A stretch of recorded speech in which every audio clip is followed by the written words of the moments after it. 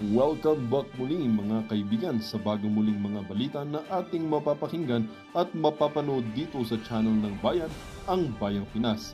Dito, ating matutunghayan ang mga bagay na nangyayari sa ating bansa, partikular na umano sa loob na mismo ng gobyerno at lalong-lalo na dito sa kasalukuyang administrasyon. Ngunit bago ang lahat, kung bago ka pa lamang sa ating channel ay siguraduhin mong ikaw ay mag-subscribe, pindutin ang notification bell at syempre piliin na rin ang all upang lagi kang maging updated sa mga balitang bago, totoo at walang bias. Syempre mga kaibigan at kung mga ating mga solid viewers naman dyan ay maraming salamat naman po sa inyong walang sawang pagsuporta. At huwag din pong kalimutang magpakita ng suporta sa ating channel sa pamamagitan ng pag-like at pag-share sa ating mga videos. At syempre mga kaibigan, kung meron ka naman pong hinaing at opinyon, ang ating comment section ay bukas para sa inyong mga opinyon at mga hinaing at kung ano po ang nais nyong sabihin sa ating mga gobyerno upang mabasa na ito. Heto na nga mga kaibigan, atin nang panoorin at pakinggan ang balitang ito.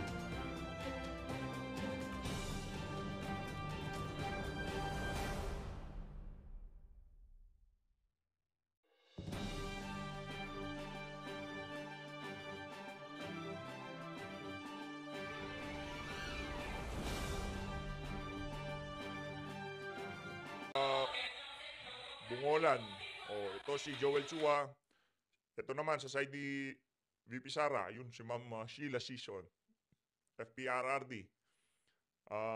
Yan si Attorney Fortune. Yan si Attorney Carpio Jr. Yun ho ang mga Hey guys, what's up? Tara, pag-usapan natin tong legal. Ay, mega love shoutout muna dito kay Ma'am Shan Wing, no? Matagal na natin hindi nagagawa ng reaction video itong mga video nitong si Ma'am. Mega love shoutout, madam, ha? Sana nasa mabuti kang kalagayan. Palakpakan muna natin. Gusto Ma'am Shan Wing. Ni VP Sara. Okay, disclaimer, no? Hindi naman 101% na sila rin yung haharap sa defense team ni VP Sara. But definitely, we already have an overview kung sino-sino yung mga harap sa defense team. Now, ang tanong natin dyan, may laban ba ang PROSEC team? Hindi naman tayo legal luminaries, but definitely, as we can see here, no? Obviously, yung mga kaharap na PROSEC team are the same people that we've seen during the Quadcom at saka yung, anong tawag dyan?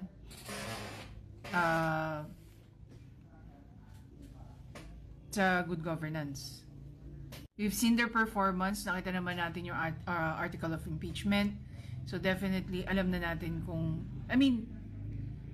somehow, no, nakikita na natin kung ano ang kalalabasan ng kung matutuloy man ang impeachment trial. Obviously by now we are aware na nag-file po ng petition for certiorari at tsaka prohibition itong kampo ni VP Sara. Marami nagsasabi na iniiwasan lang daw ni VP Sara ang impeachment trial. Hindi. Obviously, hindi. Dalawang grupo na po ang naghain. No? Isa dyan ang grupo ni Attorney Torion. Okay? So, question nila yung proseso. Dito naman po sa kampo ni VP Sara, kini-question nila na yung dapat may 1-year bar na. Bakit? Isa nga sa mga naging discussion namin ni Ma'am Joey is nag-file na ng 3. Kaya nga yung pang-4 yung bakit nila in-archive yung 3? Bakit hindi nila tinuloy? Kaya nga naiinis din si Senator Chis Escudero. Bakit nyo kami minamadali? Samantalang pinatulog nyo yung 3 impeachment. 'Di ba? Sa totoo lang maraming technicalities tayo natututunan dito. Okay, maliban sa 1-year bar, isa na rin dyan yung technicalities ng tama ba yung prosesong ginawa dahil hindi po nasunod ang House rules ng House of Representatives. Ayon nga sa binasa nating kaso, no, tungkol dyan sa Farmally, okay, about sa contempt. Ayon sa Supreme Court, dapat nasusunod kung ano ang nasusulat sa published nilang House rules. So, ibig sabihin, nung binasa natin yung House rules nila, marami pong bagay na hindi po na pagdaanan. Imagine niyo isang buong araw lang nilang ginawa. Yung pagpapapirma, yung paano yun? So imagine niyo yung 10 days, 10 session days, yung 3 days, yung marami pong na-skip. Is that normal? 'Di ba? So nakakita na natin yung mga irregularities. Pero ayon nga sa kampo ng PROSEC, lahat naman daw na ginawa nila ay naaayon sa kanilang proseso. But then, going back doon sa sinabi ng Supreme Court, dapat ang mga prosesong sinusunod, yun yung proseso na susunod is based doon sa mga published nila. So dyan pa lang guys, napaka-questionable na. I mean, we are not legal luminaries, nag-observe lang din tayo. So, mas interesado ako makita kung ano magiging desisyon dito ng Supreme Court, no? As you know naman, pinapasagot na ng Supreme Court yung tungkol doon sa inahain, okay, ng mga kumbaga pinapasagot na ang Senate, okay, because of the petition for mandamus.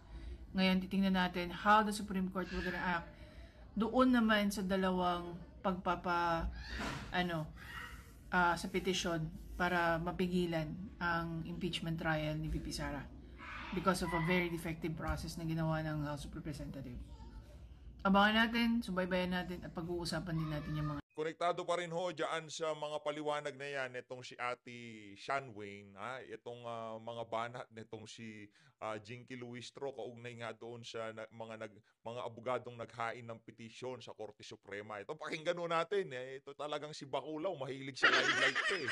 No, mahilig ho siyang magpabida, no? Yung tipong dapat lagi siyang nagsasalita, lagi siyang laman ng balita. Yan ho si Baculaw, siguro gusto maging senador nito si Jinky Luistro. Ito, pakinggan ho natin mga sasabihin nitong si Bacux. Emphasis dun sa tatlong arguments which were highlighted in the petition for issuance of temporary restraining order to act on the impeachment complaint, no?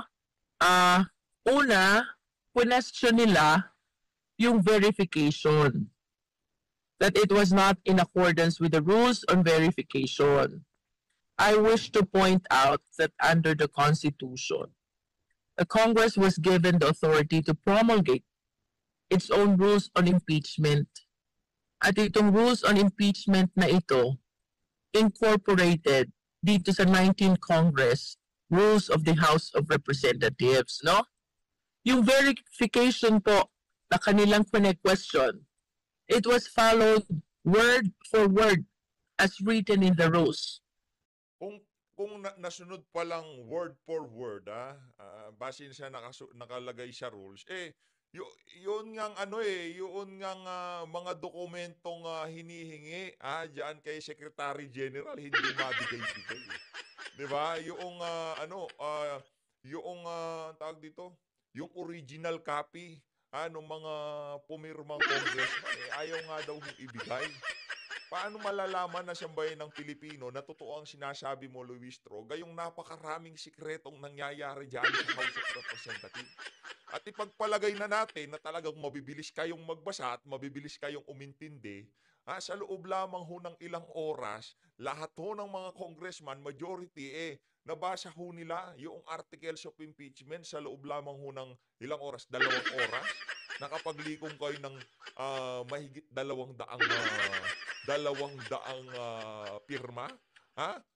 Anong ginawa nyo? Batch reading, ganon?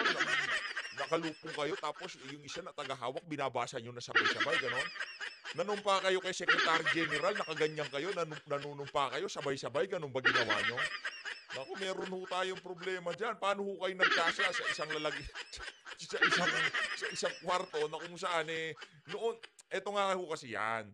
Noong hinihahain niya talagang nakita ho natin, talagang napakaraming litrato, napakaraming nagbibideo, napakaraming press, napakaraming cellphone na kinukuhanan yung mga kaganapan na yan. Tapos bigla, ang napakahalagang pagdodokumento dyan sa pagpirma ng mga walang yang congressman dyan sa impeachment na yan dahil sa 150,000 na hindi natin malaman kung ano makukuha nila. Hindi nyo bibidyohan? Hindi kayo magpapatawag ng media? Walang yan talaga itong si Baculaw. So, sinungaling. It is our humble opinion na there's nothing wrong with the verification. the Constitution gave authority to the Congress to promulgate its own rules. And in as far as the complaint is concerned, the verification as written in the rules of the 19th Congress of the Philippines was followed strictly, no? Meron pa silang sinabi dito na the Vice President was not given prior notice, and allegedly that constitutes violation of due process. We beg to disagree sapagkat wala naman po sa batas na dapat ay merong prior notice for filing of impeachment complaint ang ating Vice Presidente, no? What is important, after the filing of the impeachment complaint, bibigyan po siya ng summons, bibigyan siya ng opportunity to file her answer, and as a matter of fact, during the hearing, she can present her own evidence. That is what we mean by due process, no? The right to notice and hearing. And by notice, it means na upon issuance of summons, she can rightfully file her answer.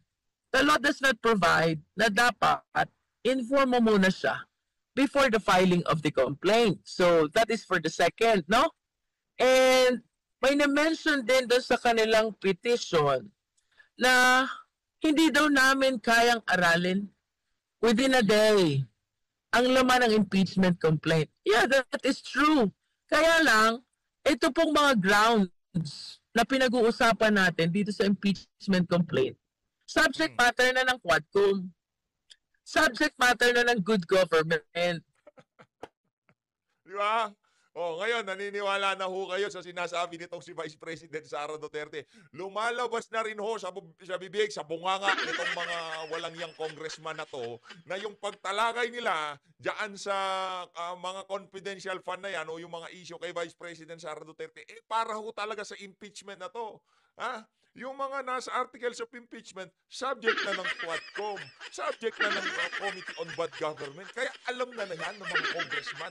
Kasi kami mismo ang naghanap ng mga articles of impeachment laban dito kay VP Sara. Ganyan ho tayong gaguhin ng mga congressman na yan. Kaya naman, para dito sa senatorial lineup nitong si Marcos Jr., huwag niyo ho silang iboto. Kung anong mindset ang meron itong mga congressman na to, 100%, 110%, yung mga nasa lineup nitong si Marcos Jr., ganon din ho ang kanilang mindset pagdating dito sa impeachment na to ni Vice President Sara Duterte. Maniwala ho kayo. Pero pagka nakaupo ho dyan sa Senado, yung lineup nitong si dating Pangulong Rodrigo Duterte, makakaasa ho kayo na magkakaroon ho tayo ng malinis at parehas na impeachment trial kung sakaling matuloy man yan, kung sakaling hindi man mag-issue ng TRO ang Supreme Court diyan sa impeachment na yan.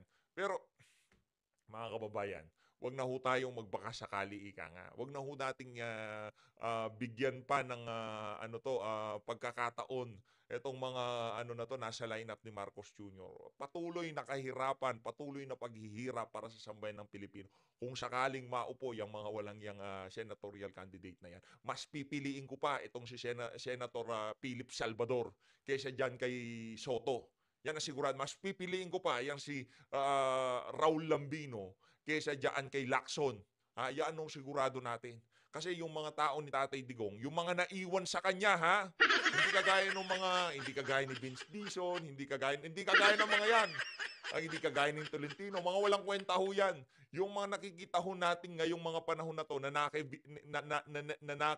Marcos Jr. ay yung mga dating tauhan nitong si dating Pangulong Rodrigo Duterte na kay Marcos Jr. Mga walang kwenta yan. Pero yung mga tao na kay dating Pangulong Rodrigo Duterte, mapahanggang sa ngayon, kahit wala na sa Vice President tong si VP, Vice President siya, pero alam naman ho natin kung ano hanggang saan lang ang kayang gawin ng Vice President, no?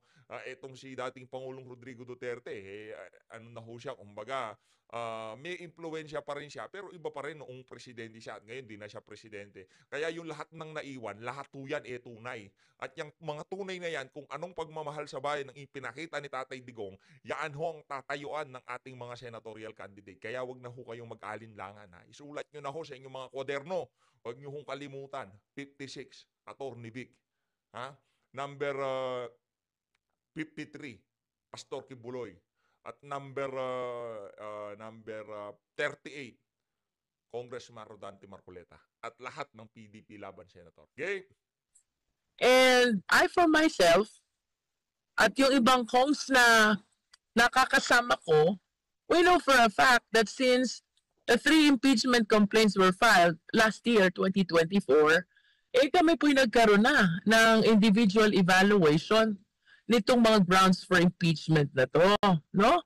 So, ito pong mga inilatag naming 7 articles of impeachment in the impeachment complaint, I wish to submit ay napag-aralang mabuti, napag-isipan, at nabalanse ang mga ebidensyang pwedeng gamitin kaugnay ng impeachment process na ito, no?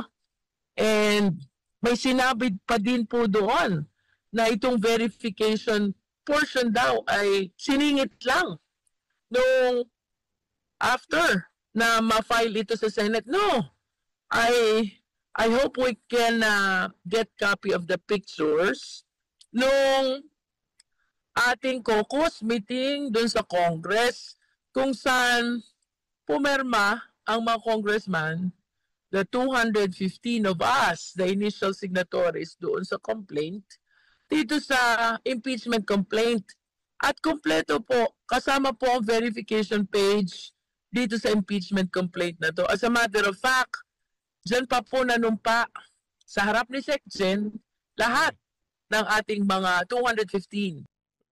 Labasan nyo kami ng video, larawan, sa pananumpa, documentation. Kaya nga yang si Escudero, nag-due diligence siya eh. Diba? Bumili pa ng mga AI para sa pirma kasi diskumpiyado pa. Kahit yung Senate President natin, diskumpiyado kung wet o dry signature yung mga pumirma dyan sa dyan sa impeachment na yan. Matakin nyo, Senate President, di kayo pinagkakatiwalaan. Sinasabi nyo na nanumpa kayo sa harap ni SecGen pero gusto pa rin verifikahin kung wet signature o dry signature yung nakabandera dyan sa articles of impeachment na yan. Laban kay Vice President Sara Duterte. Ganun ho kawalang kumbaga kredibilidad itong mga congressman na kagaya ni Luis Strong. Ngayon, nasa sambayan ng Pilipino, kung pagkakatiwalaan nyo, lahat na lumalabas sa bunganga nitong ari na to. Mukha pa lang di ba? Anak ng toko, anong klaseng filter yan? Anong klaseng mukha yan? Itago mo na lang, wag mo na. Members of the House who endorsed the impeachment complaint to the Senate, no? So, as a rundown, yun pong verification, it is legal because we followed the rules of the 19th Congress of the Philippines word for word. Second, hindi po inaral ito. Mahirap ba naman hong magpatawag ng isang cameraman, isang videographer, ipatawag yung News 5, yung GMA, yung ABS o yung mga vlogger ng Bangag Admin. Di ba wala namang problema yun eh. I-document nyo, ipakita nyo sa sambayan ng Pilipino, di ba? Noong kay Dilima, may picture pa itong si SecGen eh. Hawak-hawak nila, nire-receive niya yung articles of impeachment. Nagkakaroon ng pirmahan na na-receive niya. Di ba ganun ho nangyari doon? Di ba na ganun nangyari doon? Yung si Baliko ang bibig, di ba siya ang nag-endorso? Di ba? Ngayon, dito sa 215 congressman, walang documentation. May documentation yung tipong binidyohan. Merong pa-photo ops na ganyan. Wala akong ganon. Yun ang hinahanap ng sambayan ng Pilipino. Kaya kayo nabubutasan. Masyado kayong secretive dyan sa House of Representatives. Hindi naman kayo maaano kung lalatag nyo yung mga dokumento, yung ebidensya, yung ipapavideo nyo. Yung pag, kunyari, pumirma to si Baculaw, habang pinipirmahan ni Baculaw, nakaharap yung yung video, yan si Baculaw na pumipirma. Edi pagkapirma ni Baculaw, merong ebidensya na pinirmahan ni Baculaw yung articles of impeachment na talagang gusto niyang ma-impeach itong si BP dyan sa House of Representatives. Di ba? Ano ba na? Yan tuloy. Kaya kayo nabubutasan dahil dyan sa napaka-secretive nyo na yan. Tapos, kunyari, yung ibang nasa ibang bansa, nagpahabol sila. Kasi yung pag-uwi nila, dadagdag pa kami sa impeachment na yan. From 215, magiging 230 na yan. O 222. Diyan, ganyan sila. Mga walang nga talaga. Tuloy. In a day lang, sapagkat since the filing of the 3 impeachment complaints, nag-umpisa na pong mag-aral ang ating mga congressmen. And to add, ito po yung mga subject matter ng Quadcom at ng good government. So, the congressmen are very much familiar with this already. Third, about the lahat to ng sinabi ni Vice President Sara Duterte, 2023 pa lang, pinagpaplanuhan na nila ako, pinag-aaralan na nila kung paano ako i-impeach. Yung mga gagawing hearing diyan sa TWADCOM, diyan sa Bad Government, Committee on Bad Government, lahat yan evidence gathering para sa impeachment ko. Tama ho si BP. Lumalabas na ho sa bunganga ni Baculaw na lahat ng kinandak nilang hearing na nakakaladkad ang pangalan ni BP, para ho yun sa mga evidence gathering para pabigatin ang mga isasampang kaso laban sa kanya, na impeachment laban sa kanya. Tama ho lahat. Hindi ho nagsisinungaling si BP. Yung sinasabi ng mga congressman, walang pag-uusap dyan. Hindi totoo yan. Baka imagination na lang yan. Di ba ganun ho sila? Di ba ganun ho sila? Ganun ho yung mga litanya nila nun. Wala namang impeachment, walang pag-uusap. Diyan sa ang tawag dito, diyan sa mga nasa majority walang pag-uusap, nasa minority walang pag-uusap. Tapos bigla meron na hong ganyan. Sinungaling. Due process. Bibigyan po ng due process ang ating Vice Presidente. As a matter of fact, under the rule. Anak ng toko, due process. Tanga ka ba, Luistro? Pagka naman ho kayo nagpapa-interview kayo, alam na ho namin ang mukha nyo. No? Pagka ako nagpapa-interview kayo, huwag nyo naman isolid ng filter. Grabe naman ho yan. Kulang na lang, mabura na mukha nyo. Nung nga nakita ko, si Luistro ba talaga yan? Ang paggamit sa filter, ilinalagay din ho sa lugar. Kung masyado na hong halata, wag nyo nang ipilit. Pinakinis nyo mukha nyo, puro portion di ba kahit di ba makikita mo yung mga butas sa mukha nitong si Luistro, bigla ngayon para siyang nadapa sa espasol, ang puti-puti ng mukha. Walang ya talaga tong alin na to. Lahat na lang pinipeki mo. Walang ya ka. Summons will be issued. She will be asked to file her answer. And she will be given ample time to present her own evidence pagdating po sa impeachment trial. And I think that's the 3 important arguments that they raised, no? The verification. The 4th one, hindi po siningit ang verification page. Sapagkat the 215 Kongs can attest na yung pinirmahan po nila. Hindi. Ayaw namin yung attest na yan. Kabubuhan yan, madam.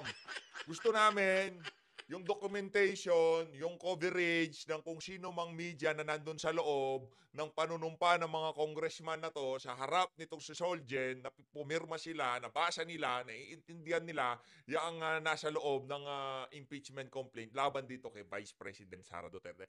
Yun ang gusto naming makita, pero yung mapapatutuhanan nila, maa-attest nila na talaga sila pumirma, nanumpa, binerify nila, naiintindihan. Walang yaka, Luis ko ako. Medyo mabait-bait ako ngayon Huwag mo akong pupunuin. Lang complaint ay may verification page na. And as a matter of fact, on the same caucus, our meeting, I believe that was the last day of our session, our last session day, no? Doon din po pinanumpaan sa harap ng ating Secretary General itong impeachment complaint na to as part of the verification process.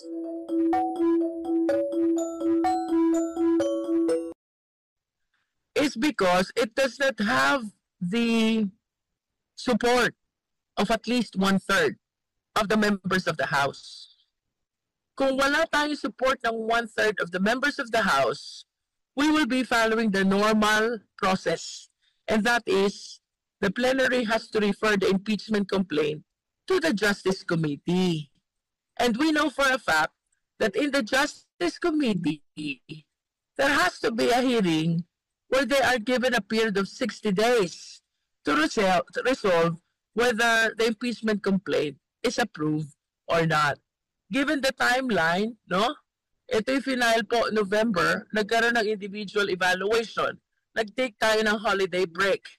And then January, February, given the timeline, kung dadaan po tayo sa normal na proseso, hindi na po ito kakayanin. Plus the fact na we took note of, for the first complaint, napakarami pong articles of impeachment. I believe 23 articles of impeachment. For the second and the third complaint, too short naman po. Sobrang unti. So, to address once and for all lahat ng challenges about filing this impeachment complaint, we resolve through the intercession of the political parties, come up with a fourth impeachment complaint, which will hopefully be endorsed by at least 1/3 of the Congress. And with that, nakabuo po tayo ng strong impeachment complaint without need of referring it to the Justice Committee. Sila ho talaga at wala ng iba. Sila ho talaga. Yung mga bata ni Tambaluslo, sila ho talaga ang utak ng impeachment na yan. Kaya pagka sinasabi ho nila nung una nakukornihan tayo, wala, hindi namin naman yan. Nasa imagination lang yan itong si Vice President Sara Duterte, pero lumabas din ho ang katotohanan. Kaya ang mga aligasyon laban dito kay VP Sara, wag ho kayong mag-alala. Kung ano ho yung mga sinabi ni Vice President Sara Duterte, magtiwala lang ho tayo. Lalabas din ang katotohanan sa mga aligasyon na yan. Na yan mga yan, pawang paninira lamang para hindi maging sagabal sa kanilang mga plano itong si VP sa 2028 presidential election. At yun ho ang katotohanan dyan sa mga nangyayari na yan ngayon sa ating bansa. Balita ho natin, meron daw usap-usapan, ha? Ito, ano ho ito pagka ito nababasa na natin sa social media about sa martial law. Di ho tayo mahilig sa thesis, kumbaga nabasa lang natin yan sa social media. Kung merong usap-usapan dahil sa ganyan, mga ganyang klaseng usap-usapan, naghihirap na sambayanan, kriminalidad, ano solusyon? Ako po, para sa ating mga men in uniform, para sa ating mga mandirigma, ano na ho bang nangyari? Ano na ho bang nangyari sa ating bayan? Bakit ho tayo nagkaganito? Yung mga mahihirap na talaga ng mga mas naghihirap. At itong mga mayayaman na to, itong mga malalapit sa administrasyon, lalo hong yumayaman. Yung mga congressman na talagang nagagatasan nila, ang ating bansa ay talagang kitang-kita ho natin kung sino ho ang kanilang pinagsisisihan. At hindi ho yan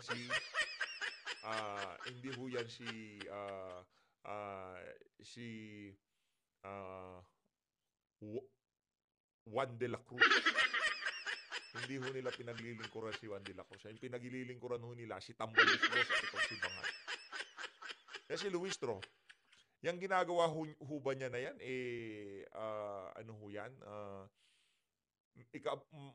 Ikabubuti ho ba ng kahit isa man lamang Pilipino? Yung ginagawa ho nilang kaguluhan na yan dyan sa House of Representatives at sa Senado. Pantakin yun. 1 milyon, hindi ganun kalaki yun pagka pinag-uusapan natin ang pondo ng pamahalaan. 1 milyon ho ang gagastahin ng Senado para pa lang ho sa mga preparasyon, sa paghahanda sa mga robe nila, sa pagpapabarnis ng mga kagamitan. 1 milyon na ho ang gagastahin dyan. Para saan? Para matanggal itong si VP Sara, para hindi maging tinik sa lalamunan ng administrasyon sa 2028 national election. Nakakalungkot. Tuloy. Because it has the support already of 1/3 of the members of the House, which allows us to transmit immediately the impeachment complaint to the Senate.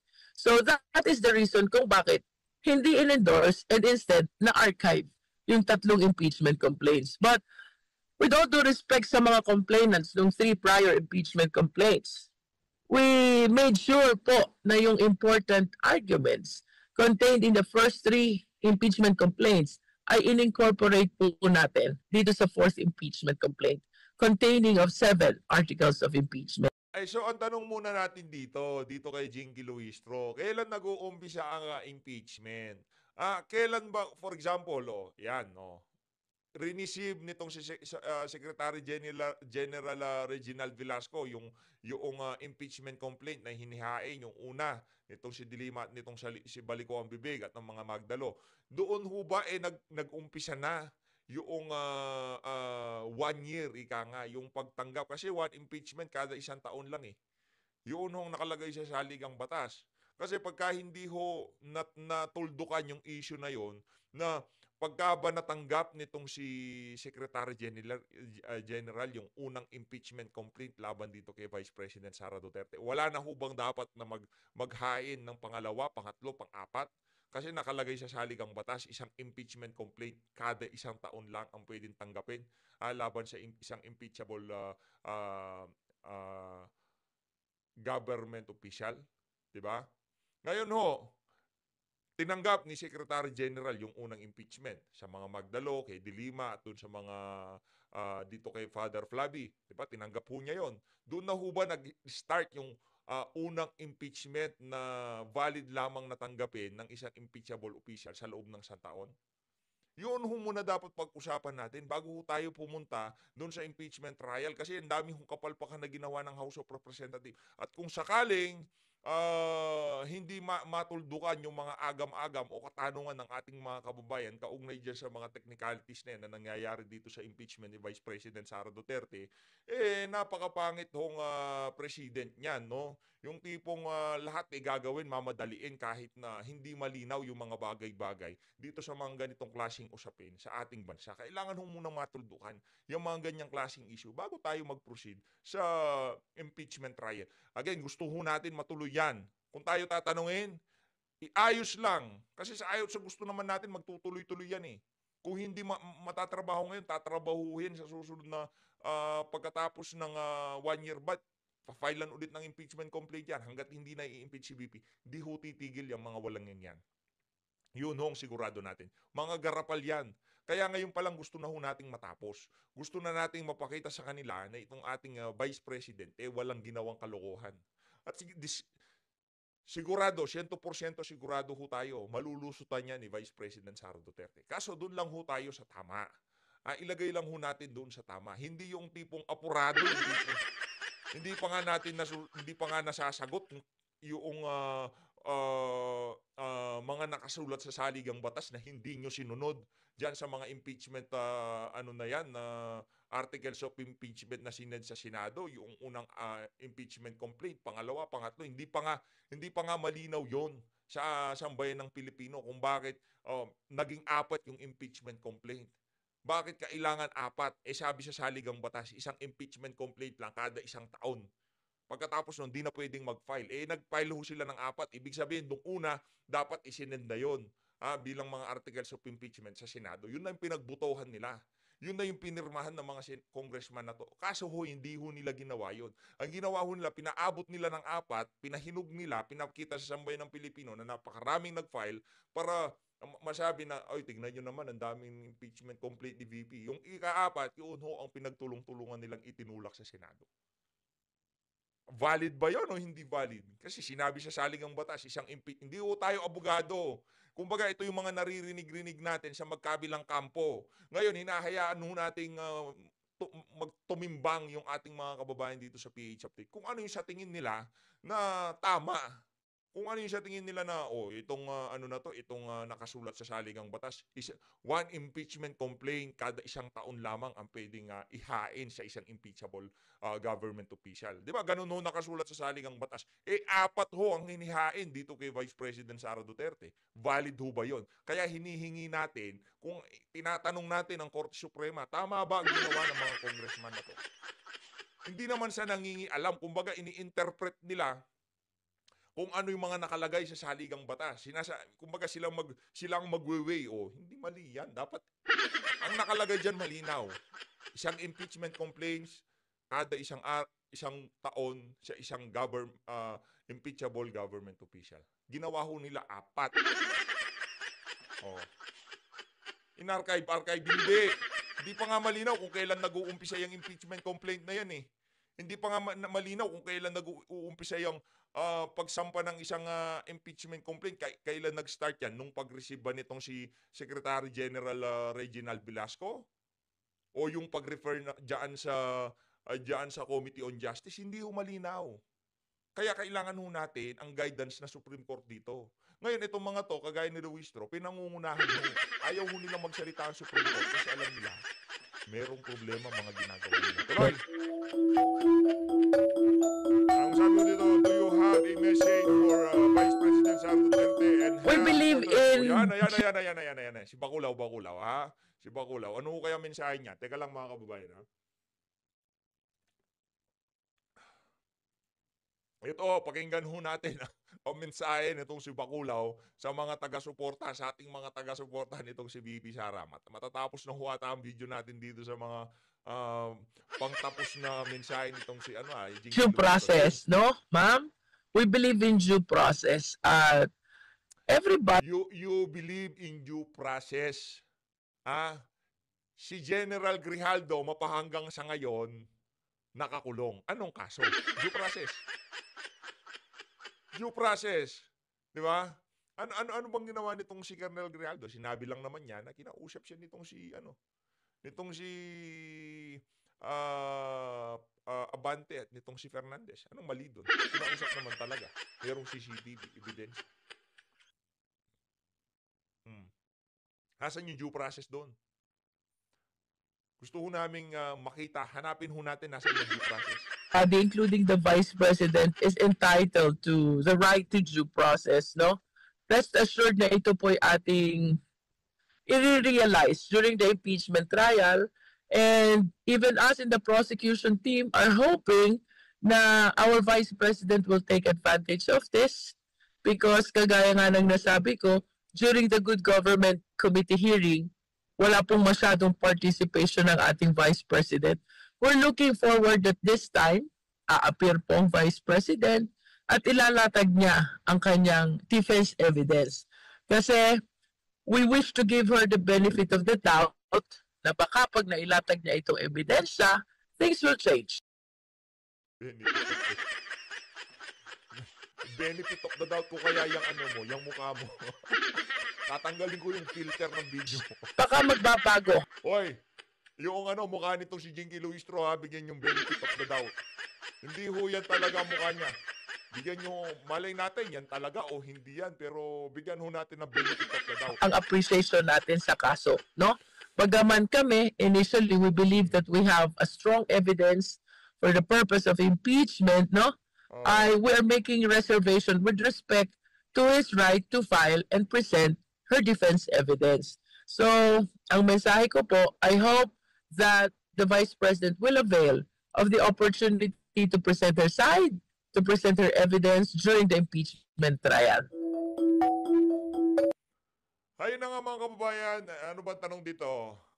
What happened next after a group of lawyers filed a petition with the Supreme Court against the Vice President impeachment? Will the House request its dismissal? Naku, paano request?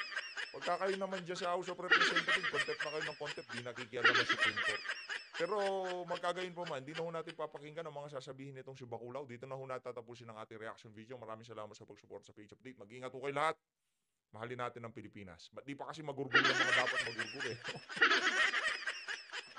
Hindi, ano ho yan, sa takdang panahon, ika nga. Lahat naman ho tayo pupunta doon, ika nga, di ba? Wag lang ho natin silang madaliin. Meron hong timeline lahat ng tao. No, meron ho tayong kanya-kanyang timeline sa lahat ng bagay. Meron tayong timeline. Ngayon, hindi pa yun yung kanilang oras. Hindi pa talaga. Kahit anong ipilit o kahit anong pang sa gusto, sa ayaw, hindi ho mangyayari yan. Ngayon, ang gawin na lang ho natin, manalangin tayo na maging presidente na itong si VP Sara sa lalong madali. Yun lang ho. Wala na. Ano pa panalangin natin? Sino maluluklok dyan? Manny Pacquiao gusto maging presidente? Diba? Hindi pa ho tapos yung pangarap niyan maging presidente. Nakakala nyo, ha? Si Soto, akala nyo tapos na pangarap niya maging presidente. Hindi pa ho. Kasi pagdating ng 2028, talagang labo-labo na yan. Lahat ng magkakasama sa alyansa ng pambubudol na yan, sila ho magkalalaban. Hindi nyo pa ho ba nakikita ngayon? Yung mga posibleng mangyari sa 2028. Mga Cayetano, sigurado papasok yan sa papasok yan sa national scene o yung merong isa sa mga Cayetano, sa mga wala na ho kasi pagkatapos ng Marcos. Pagkatapos nitong Marcos, si Amy Marcos ang itatakbo nila, kundi naman itong si Tambaluslos. O sino lalaban sa kanila?